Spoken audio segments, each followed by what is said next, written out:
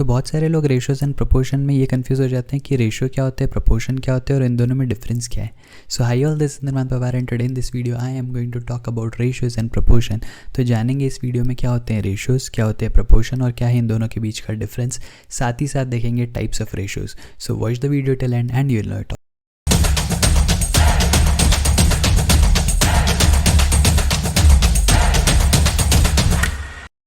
सो सबसे पहले let's get started with the basic concept. अब बेसिक कॉन्सेप्ट में जैसा कि मैंने आपको बताया, मैं सबसे पहले आपको एक्सप्लेन करना चाहूँगा कि रेशोज़ क्या होता है, प्रोपोर्शन क्या होता है ना, और दोनों के बीच में डिफरेंस क्या है वो आपको ऑटोमेटिकली वहाँ से समझ में आ जाएगा। तो सबसे पहले व्हाट इज़ अ रेशो। अब रेशो क्या होता है, ratio is basically something which is used for comparison of two things. अब दो चीज़ों के बीच में मैं कंपैरिजन कैसे करूँगा। लेट्स से मेरे पास एक एप्पल है। अब उस एप्पल के मैंने 4 पीसेस कर दिए। मैंने एक पीस अपने पास रखा और 3 पीस आपको दे दिए। अब जब कभी कोई आपसे पूछेगा कि what is the ratio of number of Apple pieces in between me and you, तो आप क्या बोलोगे, द रेशो विल बी 1:3। इसका मतलब क्या हुआ, इसका मतलब ये हुआ कि मेरे पास एक पीस है और आपके पास 3 पीसेस है। तो जब कभी किसी दो लोगों की या किसी दो चीज़ों के बीच में क्वांटिटी का कंपैरिजन होता है, वहाँ पे हम रेशोज़ को यूज़ करते हैं। रेशोज़ लिखे कैसे जाते हैं, रेशो जनरली ऐसा लिखा जाएगा A:B, ये एक तरीका है उसको लिखने का, और A:B का मीनिंग ही होता है A/B, है ना। तो ये दोनों का मीनिंग सेम है, राइट। तो लेट्स से जो मैंने अभी आपको एग्जांपल दिया, अगर मेरे पास एक पीस है एप्पल का और आपके पास 3 पीसेस एप्पल के, तो हमारा रेशो कितना हो गया, 1:3। मतलब मेरे पास एक पीस, आपके पास 3 पीसेस, राइट। तो टोटल नंबर ऑफ पीसेस कितने थे, 4 पीसेस थे। तो टोटल नंबर ऑफ पीसेस कभी भी अगर आपको फाइंड आउट करना हो या टोटल नंबर ऑफ पार्ट्स कभी भी फाइंड आउट करना हो, तो आपको ये रेशो के दोनों नंबर्स को ऐड करना पड़ेगा, राइट। तो यहाँ पे जब मैं रेशो बोल रहा हूँ 1:3, इसका मतलब क्या हुआ, इसका मतलब ये हुआ कि हम दोनों के बीच में जो डिस्ट्रीब्यूशन हुआ है वो 1 और 3 इस तरीके से हुआ है, राइट।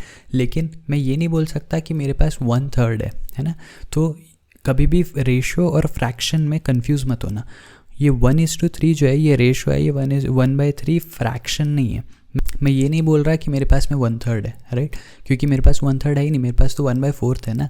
तो बेसिकली जब कभी मैं ये 1:3 लिखता हूँ, है ना, अगर मैंने यहाँ पे लिखा 1:3, इस रेशो का मीनिंग क्या होता है, इस रेशो का मीनिंग ये होता है कि हमारे बीच में जो पार्ट्स का डिस्ट्रीब्यूशन है वो इस तरीके से हुआ है कि मेरे पास एक पार्ट आया है और आपके पास 3 पार्ट्स आए हैं, है ना। अगर आप मुझे ये पूछना चालू कर दो कि अच्छा तो मेरे पास टोटल कितना टाइम्स या कितने पार्ट्स है compare to the total parts, तो वहाँ पे मैं क्या करूँगा, मैं इन दोनों नंबर्स को ऐड करूँगा। 1 एक पार्ट मेरा, 3 पार्ट आपके, तो टोटल कितने पार्ट्स थे, 4 पार्ट थे। और इन 4 पार्ट्स में से मेरे पास एक पार्ट है, मतलब यहाँ पे मेरे पास मैं आई कैन से कि 25% है, राइट। तो ये हो गई फ्रैक्शन वाली चीज़, है ना। तो ये फ्रैक्शन वाली चीज़ से बिल्कुल कंफ्यूज नहीं होना है। जब कभी मैं रेशो की बात करूँ तो रेशो का मतलब सीधा ये है कि मैं दो लोगों के पार्ट्स का कंपैरिजन कर रहा हूँ, राइट। तो यहाँ पे मैं टोटल अमाउंट का कितना पार्ट मेरे पास है वो नहीं देख रहा हूँ, मैं बस कंपैरिजन कर रहा हूँ कि मेरे पास कितने पार्ट और आपके पास कितने पार्ट, राइट। तो रेशो के लिए ये चीज़ बहुत इंपॉर्टेंट है जो आपको समझ लेना है। कंफ्यूज मत होना, अगर थोड़ा भी कन्फ्यूजन हो रहा हो तो थोड़ा सा वीडियो पीछे करना, फिर से सुनना जो मैं बोल रहा हूँ और आपको चीज़ें सेंस बनाने लगेगी, राइट। तो जैसा कि मैंने अभी आपको बोला कि अगर मेरे पास एक पार्ट ऑफ एप्पल है, आपके पास 3 पार्ट्स ऑफ एप्पल है, तो हमारे बीच में जो एप्पल पार्ट्स का डिस्ट्रीब्यूशन वो कैसा है, 1:3, राइट। उसी तरीके से अगर मैं चॉकलेट्स की बात करूँ, लेट्स से मेरे पास 5 चॉकलेट्स है और आपके पास में 3 चॉकलेट्स है, तो हमारे बीच में चॉकलेट्स का डिस्ट्रीब्यूशन कैसा है, 5:3, है ना। तो ratio is simply comparison of 2 things, right. तो ये हो गया रेशोज, राइट। यहाँ से आपको ये समझ में आ गया होगा कि रेशोज होते क्या हैं। So ratio is nothing but just the comparison, right. अब रेशो समझ में आ गया, लेकिन सर प्रोपोर्शन क्या होता है, तो प्रोपोर्शन को समझने का ट्राई करते हैं। प्रोपोर्शन क्या होता है, proportion is nothing but equality of 2 ratios, right. तो अगर मैं आपको बोलता हूँ कि किसी एक चीज़ का जो रेशो है ना, किसी चीज़ का जो रेशो है, लेट्स से A:B का जो रेशो है ये इक्वल है एक नए किसी अलग रेशो के साथ विच इज़ C:D, तो मैं यहाँ पे इसको इस तरीके से लिखता हूँ, है ना। मैं यहाँ पे 2 के जगह 4 डॉट्स डालता हूँ एंड फिर मैं लिखता हूँ C:D।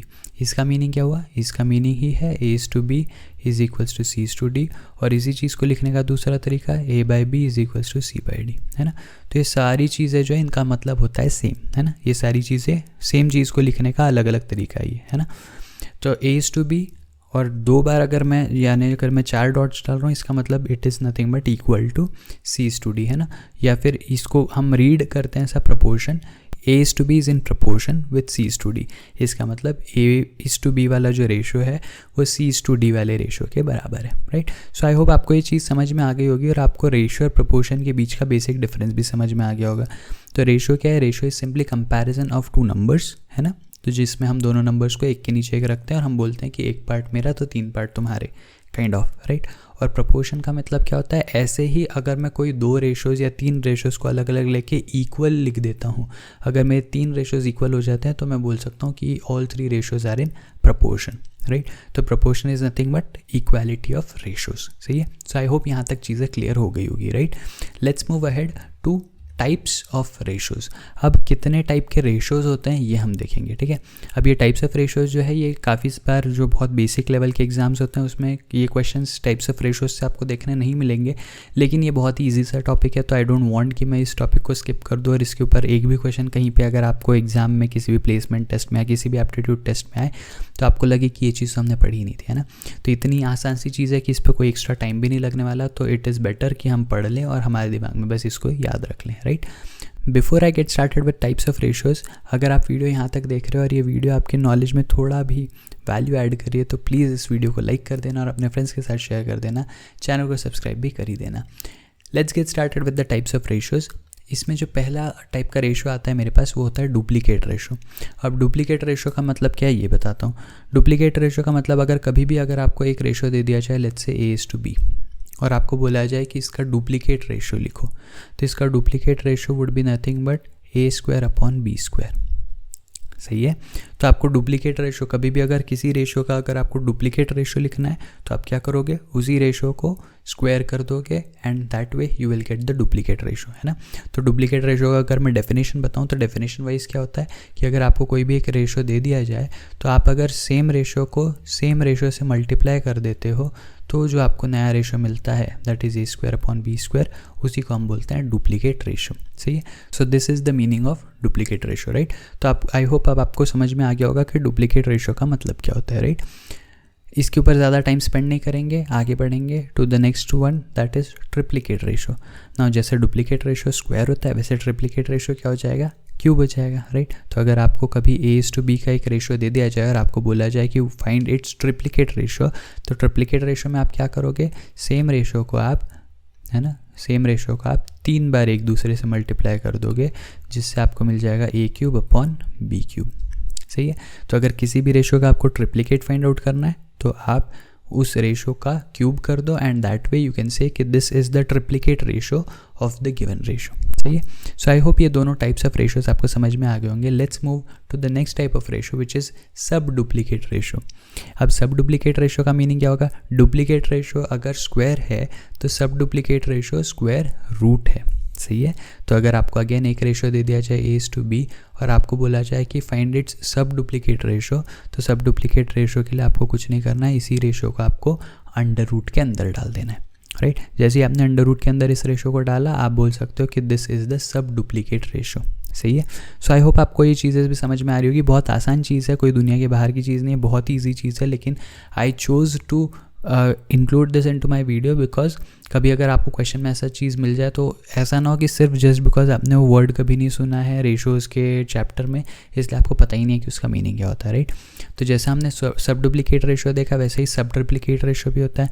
ये भी अब आपको समझ में आ ही गया होगा कि सब ट्रिप्लीकेट का मीनिंग क्या होगा। इट इज़ नथिंग बट अगर A/B आपको एक A/B का एक रेशो दे दिया जाए आपको और आपको पूछा जाए कि इसका सब ट्रिप्लीकेट रेशो क्या होगा तो आप कुछ नहीं करेंगे, आप सेम A/B का क्यूब रूट ले लेंगे, सही है। और जैसे ही आप इसका क्यूब रूट ले लेंगे आपको मिल जाएगा इसका सब ट्रिप्लीकेट रेशो, सही है। तो अभी तक हमने 4 रेशोज़ देख लिए, डुप्लीकेट, ट्रिप्लीकेट, सब डुप्लीकेट और सब ट्रिप्लीकेट। आप आई होप ये चीज़ आपको समझ में आ गई होगी। बहुत ही आसान है, कोई रॉकेट साइंस नहीं है ना, बहुत आसान सी चीज़ है। ये टर्म्स बस याद रखना सो दैट अगर क्वेश्चन में कभी दिख जाए तो आप इसमें कंफ्यूज ना हो, right. Let's move to the next type of ratio which is inverse ratio. Inverse ratio again बहुत आसान सी चीज़। अगर आपको A/B का एक रेशो दे दिया जाए और आपको बोला जाए कि फाइंड इट्स इन्वर्स रेशो, तो इन्वर्स रेशो में आप क्या करोगे? सिंपली इसका रेसिप्रोकल कर दोगे, इनको बस ऊपर नीचे कर देना है and that's all, that's what you wanted, that is the inverse ratio. सही है।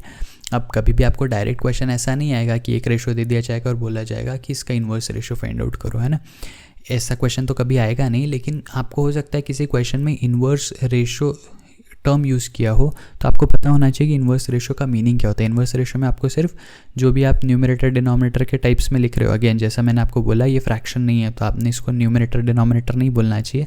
अगर A/B की बात कर रहे हैं हम, तो इसका inverse ratio will be B/A। सही है। सो आई होप ये चीज़ भी आपको समझ में आ गई होगी। And the last type of ratio जो हमको पढ़ना है हमारे एप्टीट्यूड के पॉइंट ऑफ व्यू से, दैट इज़ कंपाउंड रेशो।